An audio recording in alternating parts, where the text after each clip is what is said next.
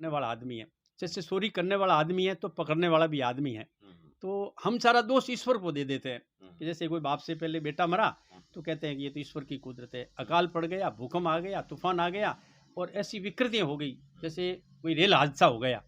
जैसे अभी महीना भर पहले, 2 महीना पहले उड़ीसा में रेल हादसा हुआ है।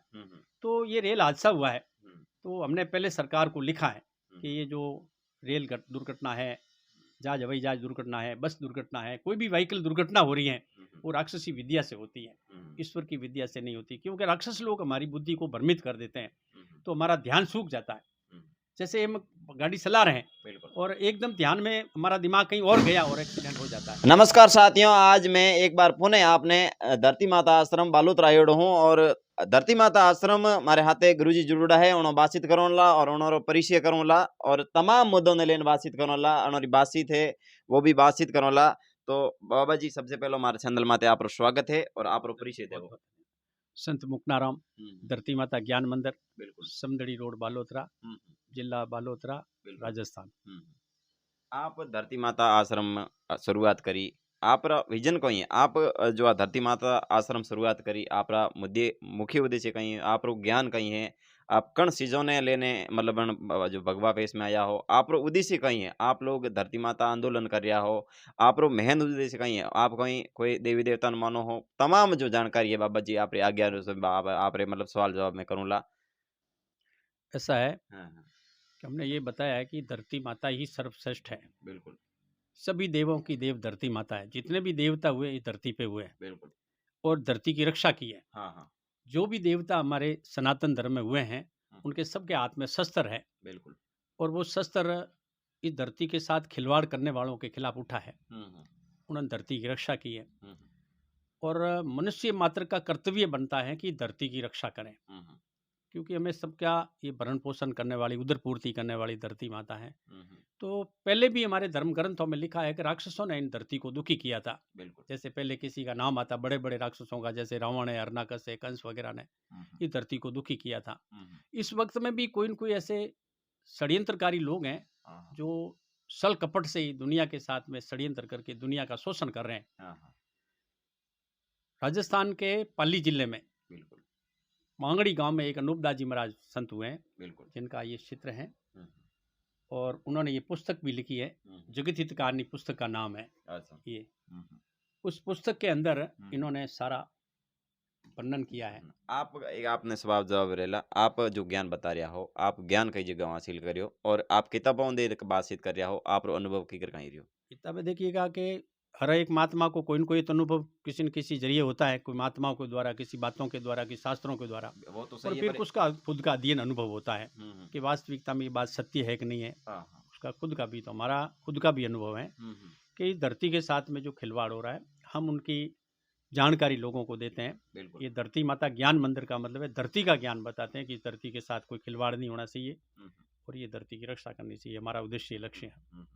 अब जो धरती माते खिलवाड़ हो रही है, आप लोग बातचीत कर रहा हो कि भाई किताबों लेने, तो तमाम जो अबार कोई भी बीमारी है, छल कपट है या मौसम परिवर्तन है, तमाम जो बातों हैं आप धरती ने लेने कह रहे हो भाई अबार जो आप बेमौसम हो रही हो, तो अनी वजह कहीं है आखिर में, मतलब ये धरती के हाथे अत्याचार क्यों हो रही है? आप लोग थोड़ी मतलब विस्तार तो जानकारी बताओ कि धरती के साथ जो अत्याचार कोई आदमी कर रहा है। जैसे बीमारी का आपने कहा कि बीमारियां हो रही हैं, तो बीमारी का इलाज करने वाला आदमी है। तो हमने सरकार को पहले लिखा है, बहुत सारे लेटर लिखे हैं, भारत सरकार को, राजस्थान सरकार को। अभी 2015 में, अभी 2023 में, 2016 में, हमने 2017 में बहुत सारे लेटर्स भारत सरकार को दिए हैं, राजस्थान सरकार को, कि इन धरती माता के साथ में खिलवाड़ करने वालों की खोज होनी चाहिए कि ये धरती के साथ में जो खिलवाड़ हो रहा है, तो अगर वो ये खोज सरकार कर लेवे तो इनका दूध का दूध और पानी का पानी हो जावे। हमने जैसे ये गरुड़ पुराण है, इस गरुड़ पुराण में लिखा है कि एक स्वर्ग नरक है। तो हम ये बताना चाहते हैं, जानना चाहते हैं कि स्वर्ग नरक किसने बनाया। ये ईश्वर का बना हुआ है, एक आदमी का बना हुआ है। क्योंकि अनूपदास जी महाराज ने लिखा है कि ये स्वर्ग नरक नाम की दुनिया है, वो किसी समुद्रों के बीच में एक टापू है और उस टापू के अंदर कुछ ऐसे राक्षस लोग रहते हैं जो कहीं वहाँ पे मनुष्य, पशु, पक्षी वगैरह का हवन करते हैं। जैसा जैसा हवन करते हैं वैसा वैसा ही दुनिया के अंदर विनाश होता है। जैसे भूकंप आना, तूफान आना, बीमारी होना, इंसान की बुद्धि का भ्रष्ट होना और नाना प्रकार की विकृतियाँ होना, ये सब वहाँ से होता है। हम ये जानकारी जनता को भी देना चाहते हैं, हम्म, सरकार को भी देना चाहते हैं, हम्म, और हम साधु संतों से भी निवेदन करते हैं हम्म, कि साधु का कर्तव्य बनता है, हम्म, साधु सर्वश्रेष्ठ होता है, बिल्कुल।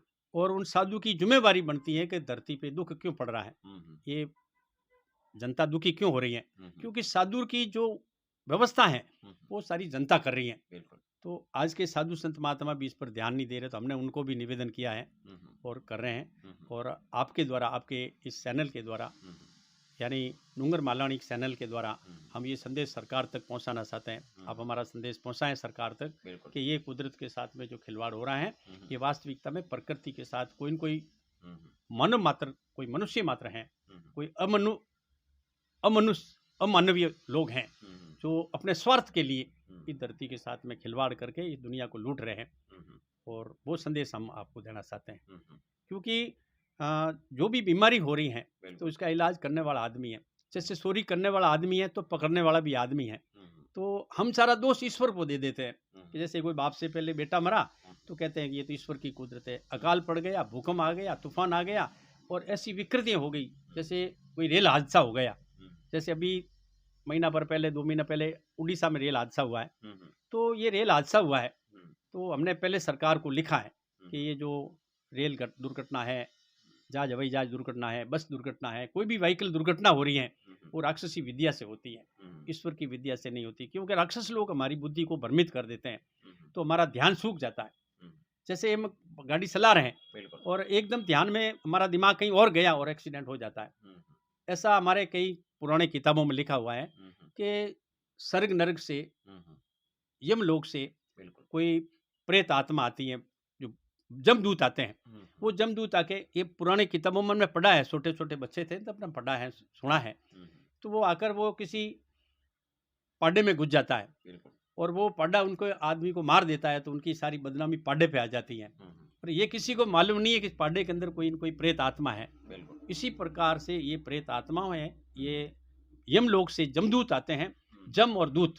तो उनके उन व्यवस्था को लेकर ये सारा बिगाड़ हो रहा है। और वो सारी जो व्यवस्था जो आज देश के अंदर जो बिगाड़ हो रहा है, बिल्कुल। वो स्वर्ग नरक की दुनिया से हो रहा है। हमने भारत सरकार को बहुत सारी बार लिखा है, हम्म, और आपके द्वारा भी ये संदेश है कि ये जितना भी हो रहा है वो स्वर्ग नरक की दुनिया से ही आ रहा है। हम्म, और एक तो गुरु पुराण है, एक आपको मैं बता दूं ज्योतिष शास्त्र है। बिल्कुल। तो ये भारत का वर्तमान का ज्योतिष शास्त्र है, ये अभी जो चल रहा है। जैसे मैं आपको ज्योतिष के बारे में, बहुत सारे ज्योतिष है मेरे हमारे पास में। हम्म, ये जैसे ये एक त्रिकाल ज्योति है, बिल्कुल। ये कोई बालोतरा से छपता है। हम्म, ये कोई निर्णय सागर है, हाँ, हाँ, ये भी निम्न से वगैरह छपते हैं। हम्म, जैसे ये बहुत सारे ये जो ज्योतिष हैं, हम्म, इसके अंदर जो लिखा गया है कि इसको, इस राशि को शनि लगेगा, इसको राहु लगेगा, ये केतु लगेगा, किसी का दिशाशूल है, किसी का ग्रह है, तुम्हारा ग्रह गोचर है या तुम्हारा दिशाशूल है। तो ये जो इस पंचांग के अंदर लिखा गया है वो सारा झूठ है। ये वर्तमान का पंचांग बिल्कुल एक झूठ का पुलिंदा है, इसमें एक राई भर भी सत्य नहीं है। पहले जो ज्योतिष होता था पहले, तो इसमें 30 दिन का महीना और 360 दिन का ही वर्ष होता था। और आज से कोई 3000 वर्ष पहले इसमें ज्योतिष में बुधवार नहीं था। और रावण से पहले ये शुक्र सोम गुरु और शनि मंगल आदित्य वार भी नहीं थे। 30 दिन का महीना और 360 दिन का वर्ष होता था। और इसमें मिट्टी देखने के लिए होती थी, और इसमें ज्ञान ध्यान की, धर्म पे चलने की बातें होती थी, माता पिता की सेवा करना, पशु पक्षियों की रक्षा करना, प्रकृति की रक्षा करना, ये ऐसा लिखा हुआ था। अब इस ज्योतिष के अंदर सिवाय दुख के और कुछ लिखा हुआ नहीं है। तो ये सरकार जो है, एक गुरुड़ पुराण में लिखी हुई स्वर्ग नरक, और इस ज्योतिष में लिखा हुआ कि भैया तुम्हें शनि राहु लगेगा। तो ये शनि राहु कहाँ से आते हैं? जब शनि राहु थे, शनि मंगल वगैरह ये थे, ये तो देवता हुए, जो ये अच्छे लोग थे। जब इन कैलेंडर के अंदर नाम आता है उनका, बारंबार नाम आता है, शुक्र सोम शनि मंगल ये वगैरह नाम आते हैं, तो क्यों आते हैं? उन्होंने अच्छा काम किया। मगर इनके नाम से जो एक षड्यंत्र हो रहा है, नाम तो है शनि का, और इसके पीछे कोई राक्षसी विद्या काम कर रही है, ये हमारी जनता को मालूम नहीं है। और हमारे जो ब्राह्मण भाई लोग हैं, पढ़ रहे हैं, वो एक उनका व्यापार समझ लिया, उन्होंने एक आजीविका बना लिया है, ये उनके ऊपर करते, बाकी इसमें से नहीं है। और जो भी ये जो पंचांग में मुहूर्त बता देते हैं और मुहूर्त बताकर शादी कराते हैं, तो आप देख लो कि शादी में कई विघ्न हो जाते हैं। कई जगह दूल्हा मर जाता है, तो कभी दुल्हन मर जाती है, तो कभी बारात लेके जाते हैं, तो आगे के परिवार में कोई उनके माता पिता या दादी दादा की डेथ हो जाती है, कई ऐसी दुर्घटना हो जाती, बारात लेके जाते, बसें उलट जाती हैं। अभी यहाँ शेरगढ़ के पास में भोंगड़ा गांव में अभी कोई साल भर पहले एक बारात शादी हो रही थी, उसमें कोई सिलेंडर फट गए, 8-9 सिलेंडर, जिसमें 30-35 आदमी मर गए। तो ये ब्राह्मण ने ही तो पंचांग में से ये मुहूर्त निकाल के दिया था, तो ये मुहूर्त नहीं है। मुहूर्त जब से ये बुधवार इसके अंदर आया है, तो ये सूर्य तरोदा टूट गया। आज से 3000 वर्ष पहले ये ज्योतिष में बुधवार नहीं था, और कंस से पहले आकाश से बिजली नहीं गिरती थी, गौतम ऋषि से पहले अंधेरी रात नहीं होती थी, जैसे ही सूर्य अस्त हुआ चंद्रमा उदय हुआ। ये हमने कई पत्रकारों को बताया है, और आप हमारे पास नई बार आए, पहली बार आए हैं, तो हम आपको भी बता रहे हैं। और राम राज्य में 30 दिन का महीना और 360 दिन का वर्ष होता था, ये लिखी हुई बात है। हमारी सरकार इसकी खोज नहीं कर रही है, हमारे साधु संत खोज नहीं कर रहे हैं। पंडित ब्राह्मणों ने अपना आजीविका बना ली है, और साधु संत भी राजनीति में पड़ गए। साधुओं का धर्म है कि जनता की रक्षा करें, धर्म की रक्षा करें, कि भाई ये अकाल क्यों पड़ रहा है, बीमारियों के, इसकी खोज करें, मानवता की खोज। मगर वो मानवता की खोज न करके वो राजनीति में जा रहे हैं, और राजनीति झूठ का पुलिंदा है, सिवाय झूठ के अलावा राजनीति चलती नहीं है। आप किसी भी नेता को देख लो, वो झूठ बोलेगा, तो साधु अगर नेता बनेगा तो उनको झूठ बोलना पड़ेगा, तो साधु धर्म तो गया।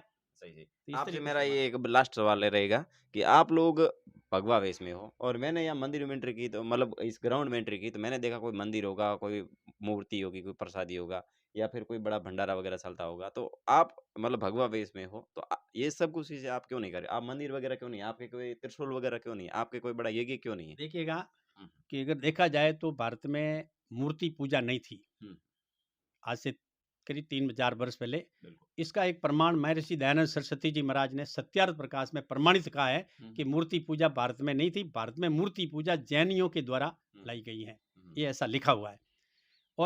और भी कई संत महात्मा हुए, कबीरदास जी वगैरह ने इस मूर्ति का खंडन किया। तो पहले मूर्ति पूजा नहीं थी, जब प्रकृति की पूजा करते थे। मैंने ये अनूपदास जी का फोटो लगाया है कि उनका महात्मा जी का असली फोटो है, इसलिए ये फोटो है। बाकी इनके फोटो के अंदर हम लेके प्रेरणा लेते हैं कि ऐसे संत महात्मा ने एक मनुष्य रूप में इन्होंने प्रकृति की खोज की है, और प्रकृति के लिए करके इन्होंने इतनी अपने शरीर पे इतना दुख उठाकर एक संसार को एक नया संदेश दिया। तो हमारा भी कर्तव्य फर्ज बनता है, तो इस फोटो के द्वारा हम ये इनसे प्रेरणा लेकर हम काम करते हैं। बाकी पूजा पाठ पद्धति से तो कुछ नहीं है। पूजा तो जैसे पहले हमने बताया ना कि माता पिता की पूजा सेवा करते थे, अब माँ बाप की सेवा नहीं कर रहे हैं। जिन्होंने खूब मुंह धोया है, पाल पोस के बड़ा किया है, 20 साल उनकी सेवा की, पढ़ाया लिखाया, और वो माँ बापों की सेवा नहीं कर रहे हैं। क्यों नहीं कर रहे हैं? कि मूर्ति पूजा आने के बाद में इंसान अपने धर्म को भूल गया, पत्थर हो गया। जैसे पत्थर की मूर्ति पूजने से आदमी का पत्थर दिल हो गया। तो पहले पत्थर पूजा नहीं थी, प्रकृति पूजा थी।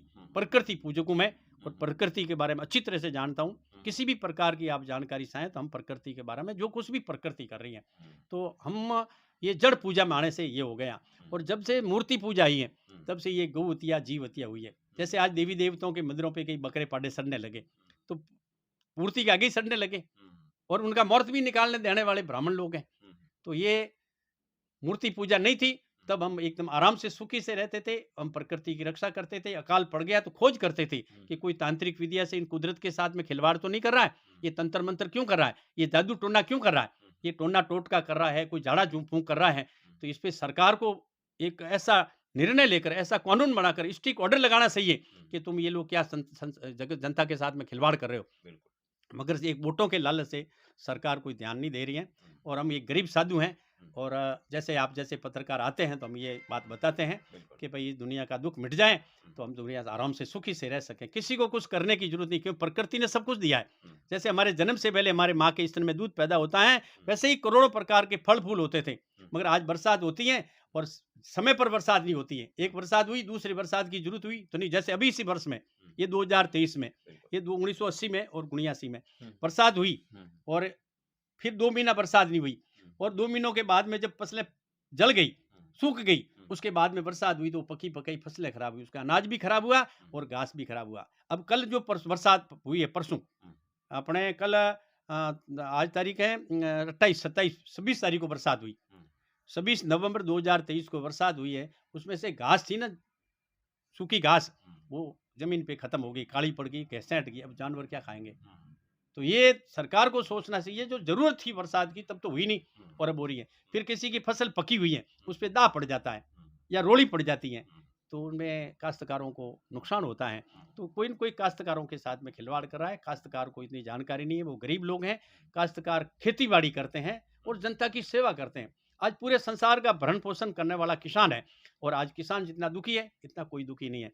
तो ये संदेश हमारा है कि ये कुदरत के साथ में कौन खिलवाड़ कर रहा है, सरकार इनकी जांच करे। और जो बाबू जी अनूप दास जी महाराज ने किताब में लिखा है, वो किताब हमने मोदी जी को भी भेजी है, अमित शाह को भी भेजी है, और राष्ट्रपति जी को भेजी थी, जो पूर्व राष्ट्रपति जी थे, और मुख्यमंत्री जी को भी भेजी है। बहुत सारी किताबें हमने दी है, और हम ये संदेश के द्वारा कि दुनिया का दुख मिटे तो इस संसार में हम सब शांति से रह सके, ये हमारा संदेश है। हाँ, बिल्कुल हमारे हाथ आता मुक्ताराम जी संत बालोतरा धरती माता आश्रम और अणय संस्कार और धरती री जो समस्या है, किसानों की समस्या है, तमाम मुद्दों ने लेने हमारे सामने बात रखी। तो जितना भी हमारा दर्शक